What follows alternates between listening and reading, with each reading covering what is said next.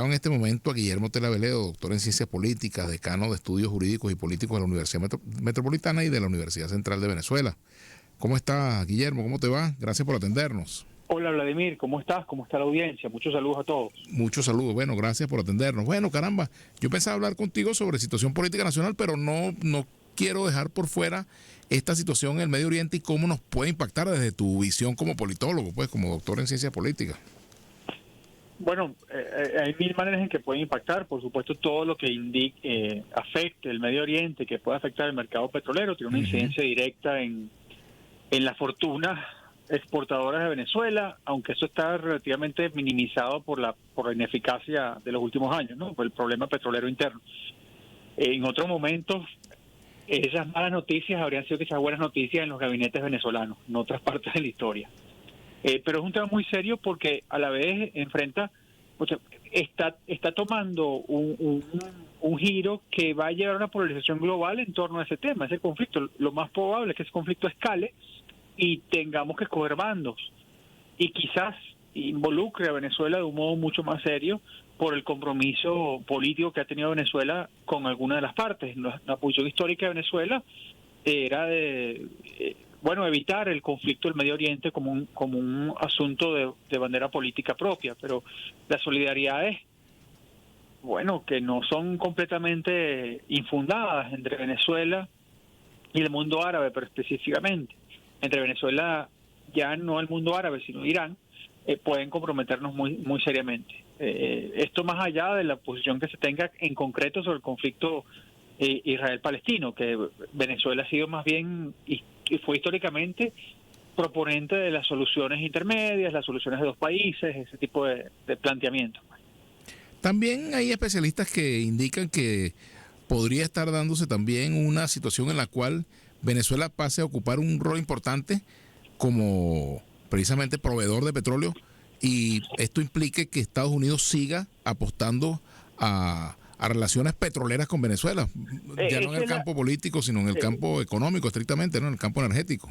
Ciertamente esa es la jugada de Manuel, especialmente por lo que pueda perturbar esto al consumo y a la dependencia energética de Occidente, que reverbera en los Estados Unidos, pero a la vez la idea de que haya un aliado de uno de los países involucrados, especialmente si esto se agrava, que es Irán, y si Irán se compromete aún más en el conflicto con Israel, pues puede complicar la propia situación de Venezuela, es decir, que se demande a Venezuela otro tipo de alianza. Esto querría decir que Venezuela cambiaría sus alianzas por la posibilidad, el gobierno venezolano podría cambiar esas alianzas por la posibilidad de continuar en el poder. Bueno, hemos visto que es capaz de muchas cosas. Eso iba también, porque fíjate, si bien es cierto que hay esa denominada alianza estratégica con Irán, pues a la larga, o mejor dicho, o en la práctica, los intereses energéticos y económicos pueden privar, ¿no? Además, recordemos que Venezuela no se puede mudar de donde está ubicada, ¿no? Y en un momento en el cual la crisis en el Medio Oriente se puede agravar mucho más y, como se espera, continúan este incremento de hostilidades entre Irán y Hamas, Hezbollah, por una parte, e Israel por la otra, por supuesto que el panorama va a ser muy complicado y obligará a definiciones, ¿no? Precisamente, ¿no? Sin duda, y eso, ponen aprietos otros cambios en Venezuela, ¿no? Y creo que eso no es en general buenas noticias, lo que está pasando. Claro, por supuesto. Ahora ya, por supuesto, también en medio de todo esto, en América Latina hemos visto que hoy asume la nueva presidenta de México, la profesora Claudia Sheinbaum, y bueno, es una persona de formación marxista, pero por cierto que es de origen judío, ¿no? Es una persona militante de la izquierda, de familia de izquierda, promete continuar las líneas de López Obrador, pero también es una expectativa, hay mucha expectativa con respecto a lo que finalmente hará México frente a Venezuela, frente al conflicto político venezolano, lo que podrán hacer o dejar de hacer Colombia y Brasil. Lula ha sido quizás un poco más persistente en la demanda de documentación que sustente los resultados anunciados por el CNE. pero sigue estando Venezuela, a pesar del peso del conflicto, en la palestra internacional. Fíjate cómo en estas últimas sesiones de Naciones Unidas, pues unos cuantos gobiernos han tocado el tema, ¿no? O mandatarios. Ciertamente, fue un tema recurrente, quizás el tema más recurrente en torno a América Latina. Hay, por supuesto, algunos silencios importantes. El de Brasil fue especialmente importante en la Asamblea General, aunque han continuado las diligencias. Lo que también vemos en torno a la presidenta Sheinbaum y el reto de México es que Sheinbaum es aparentemente mucho más de izquierda que López Obrador. Uh-huh. Pero también menos venática, es decir, menos dadas las habilidades personales, ¿no?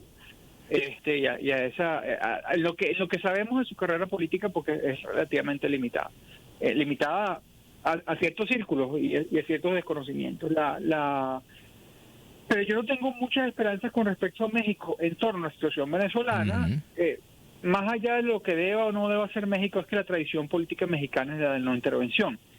Porque es celoso de su propia soberanía y se mantiene esa ruta. Yo ahí no tengo mayores expectativas.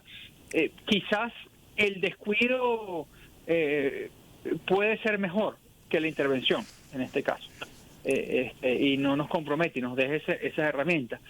En todo caso, México había colaborado en el sexenio pasado, el sexenio que culmina, en torno al proceso de México-Barbados. Claro, ¿no? Claro. Eso no hay que olvidarlo. Hoy le tenemos ese saldo al gobierno de saliente del presidente López Obrador, con todos los problemas que puede tener en torno al propio sistema democrático mexicano, pero la verdad es que hubo un intento importante de apuntalar la política en Venezuela. Y eso hay que recordarlo, hay que tenerlo en cuenta. Por supuesto.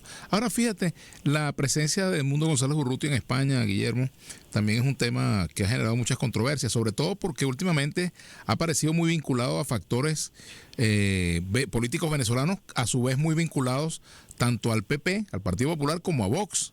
Y esto, por supuesto, imagino que genera algún ruido en el propio partido gobernante que ha acogido a Edmundo González Urrutia como huésped hasta ahora. No ha habido una solicitud formal de asilo, pero está en calidad pues de invitado, refugiado, pero no como asilado político todavía.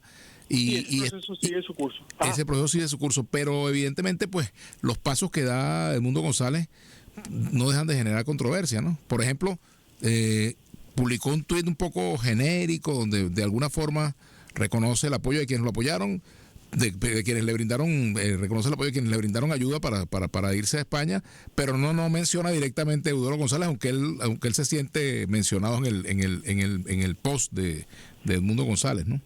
Bueno, siendo Edmundo González embajador de carrera, puede ser críptico en algunos de sus mensajes, ¿no? muy críptico. Y muy cuidadoso. Y creo que tiene motivos para hacerlo, pero a la vez, bueno, yo no voy a exigir un pronunciamiento determinado. Creo, sin embargo, que apunta hacia esto, y apunta a ese reconocimiento. Tiene que ser muy delicado porque está jugando entre varias aguas, pero también en el fortalecimiento de su propia posición relativa. Y aquí hay un tema que es un accidente de la historia en cuanto a nosotros como venezolanos en España. Estamos en un tiempo, nuestra crisis venezolana llega a España en un momento de enorme crispación política allá.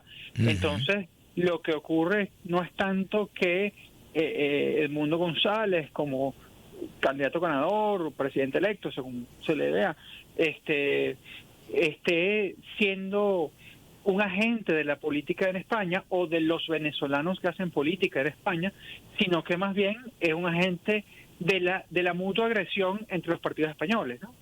Los dos grandes y demás. Ahora, lo que veo es que hasta ahora ha ido reuniéndose con los líderes de las distintas fracciones. Se reunió con el presidente del gobierno, del Partido Socialista Unido Español, Partido Socialista Unido. Una mezcla entre el PSUV y el PSOE. Sí, no, imagínate tú, ya voy a tener otro problema. Un lapsus democraticus.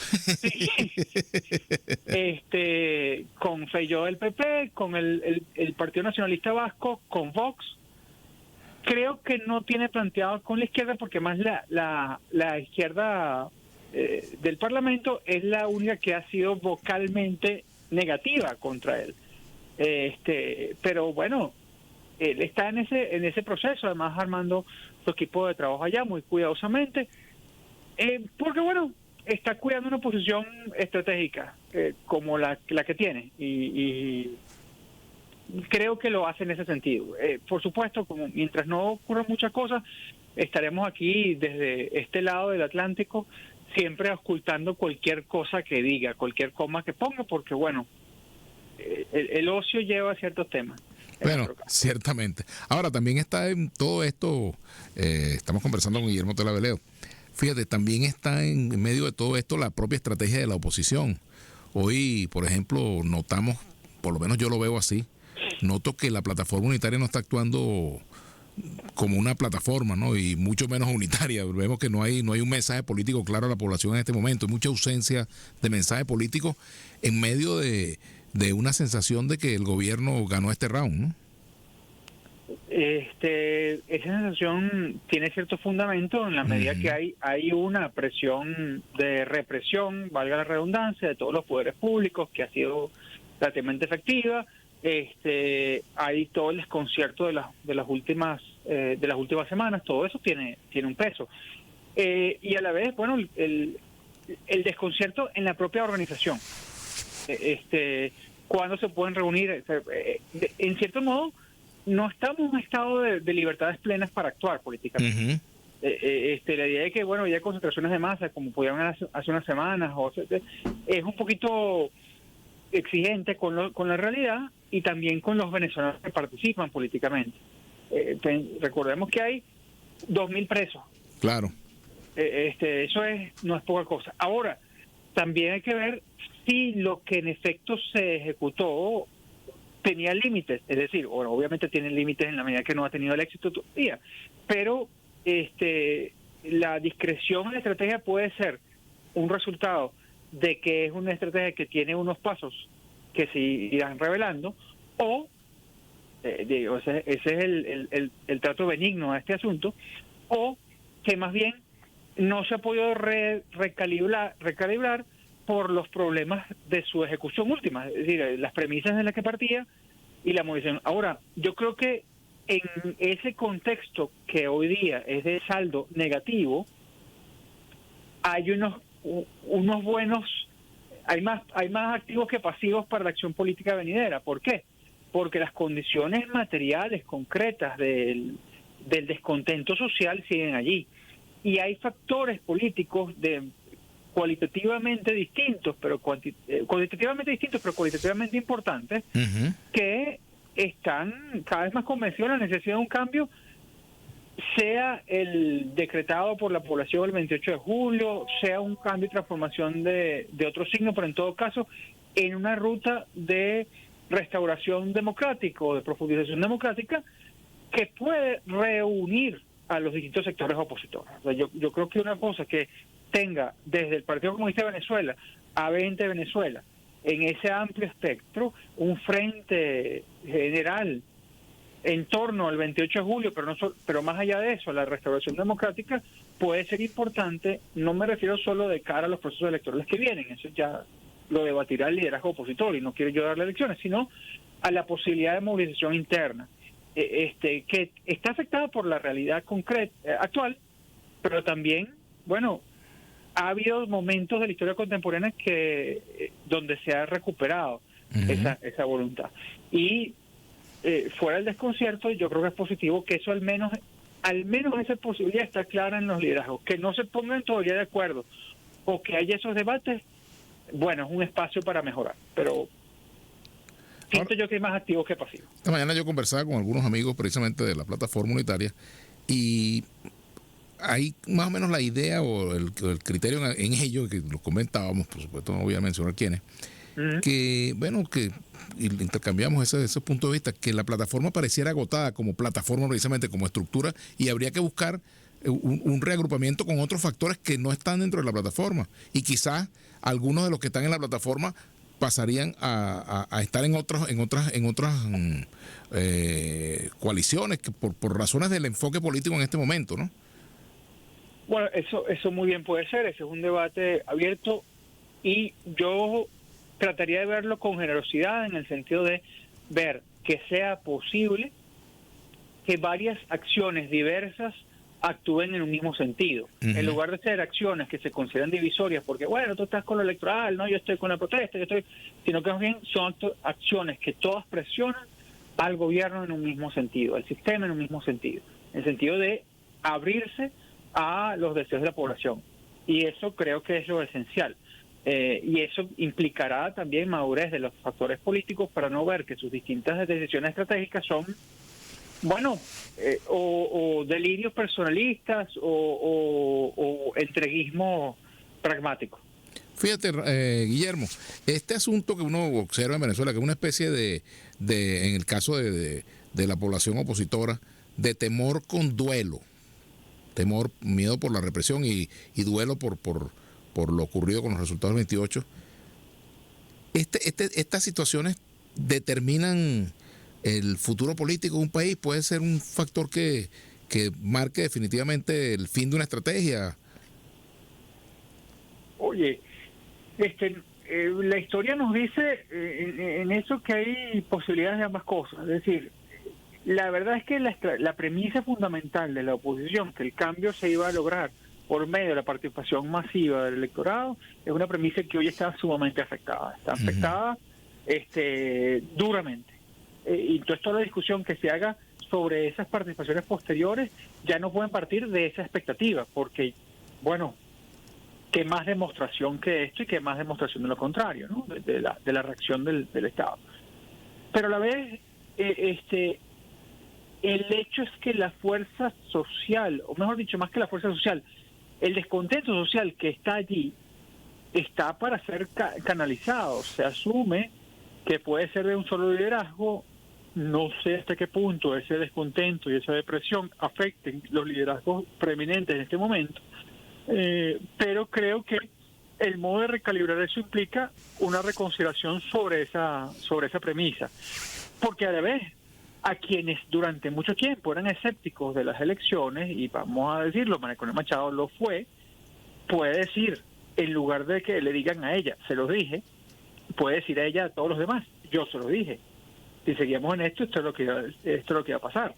Y hemos quizá perdido el tiempo en otras cosas. Entonces, lo que pasa es que si mantenemos la discusión mutua en un se los dije, nunca vamos a ejecutar alguna política. No me refiero a unitaria, sino meramente activa. Y pasa el tiempo, la gente se voltea hacia otros hechos. Ahora, esto hay que darle también una más que una advertencia, una salvedad. La gente se puede voltear hacia otros temas, pero a la vez, a la hora de la verdad, en la participación política de la población respondió. Y hay que tratar de mantener eso lo más activo posible en estas circunstancias. Bueno, te agradezco mucho, Guillermo Ortega Veledo, doctor en Ciencias Políticas, decano de Estudios Jurídicos y Políticos de la Universidad Metropolitana y también en la Universidad Central de Venezuela. Gracias por acompañarnos. Seguiremos conversando, ¿ah? Muchas gracias, Dalmiro. Un abrazo a todos. Un abrazo, gracias, de verdad, por atendernos. Bien interesante. Bien, ya casi es tiempo de ir.